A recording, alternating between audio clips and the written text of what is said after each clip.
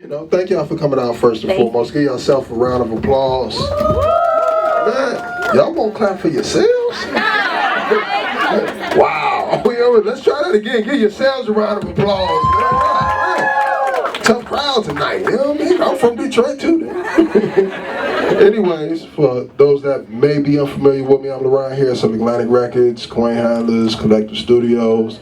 I got a couple of different titles. I just want to say thank y'all for being here and make some noise for yourself for coming out in this cold, because it is kind of cold. I bet y'all are like, okay, Seven, it's not that cold, okay? But for me, it is cold. Y'all know I got Florida blood over here, okay? So the first record that I'm gonna get into, it's a song called "Should Have Been There," and y'all know I love to write records, and I write according to how I feel, and I wrote it about something that I went through, in the past, a guy that I was dealing with. I just felt like, he didn't appreciate me, and I don't know, I just felt like, you know what, sometimes you have the moments where you like, okay, let me walk away before I end up saying something that I can't take back. So I'm gonna call my girls and see, call my girlfriends and see what's up, and end up trying to, get your mind off of it, and then somebody else comes along and, takes your attention away, and then the other one is texting you like, where you at? What you doing? And you like, you know what? If you was acting right, you would have been here. You should have been there. You know what I mean? This next record, it's a song called "Fallen," and "Fallen" is basically about. Have you ever been and dealt with somebody where you were just addicted to them? You know what I mean? Like, dealt with somebody you were just addicted to, and you didn't know if it was love, you didn't know if it was lust, you didn't know if you didn't know what it was, but for some reason, you couldn't get enough of this person. They stayed on your phone, they stayed in your text messages, you were just addicted to them. And you realized that you were falling for them, but you didn't know if you was falling into love or lust and that whole type of thing. I've definitely been there. If y'all want to be honest in this room tonight, I need y'all to raise your hand and make some noise, because I've absolutely been there before.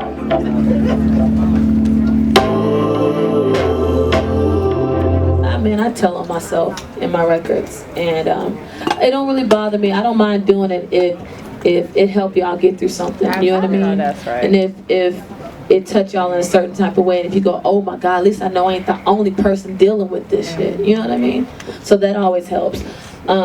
This next record that I'm about to get into, it's almost like a segue into it, because after you addicted to something, you don't know if it's love or lust or whatever it is, and they keep being on your phone, and then you go a little minute without hearing from them, but then you get that text like, what up though?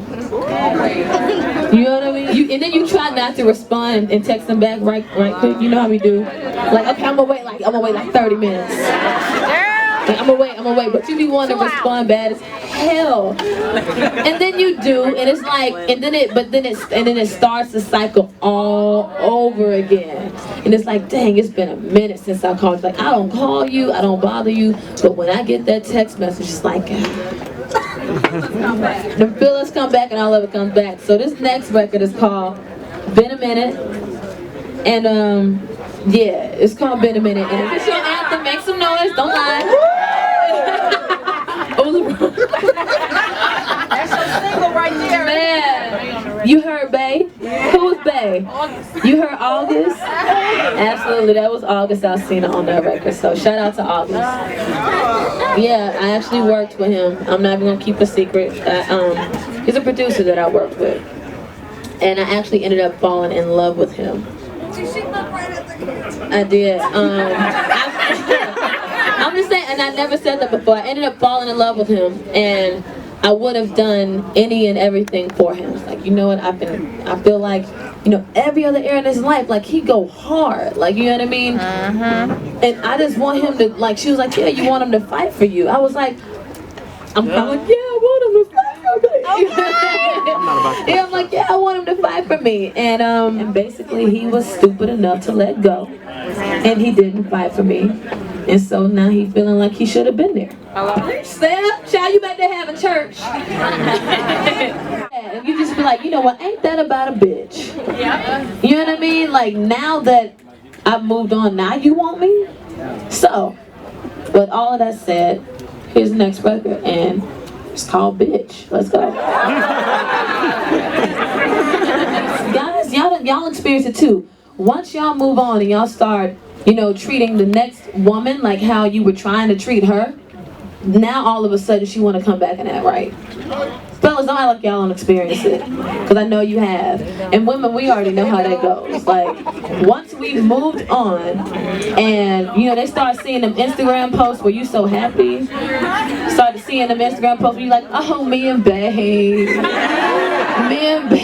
at the beach, me and Bae watching a movie, me and Bae out of town, me and Bae. Then all of a sudden they want to act like they care. It's like, you had the same opportunities as Bae. Maybe you should. I'm just saying. I was just fed up with feeling like I gave so much of myself to someone who didn't give me hardly anything.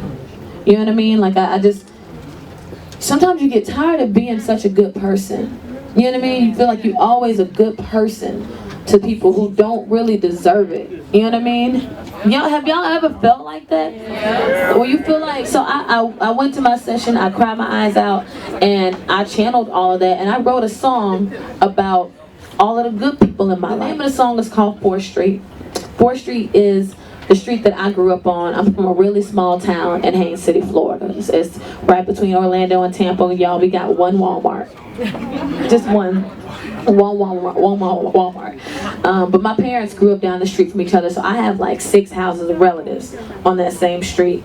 And I just wanted to write a song about all of the good people in your lives, all of the good people that are there for you, and all the good people that are there for me. So at the end of the song, I actually name all of the people on that street who helped raise me that have passed on, And that's really dope. I feel like all women should feel like that. If you're gonna be with somebody that tell you, hey babe, go shine.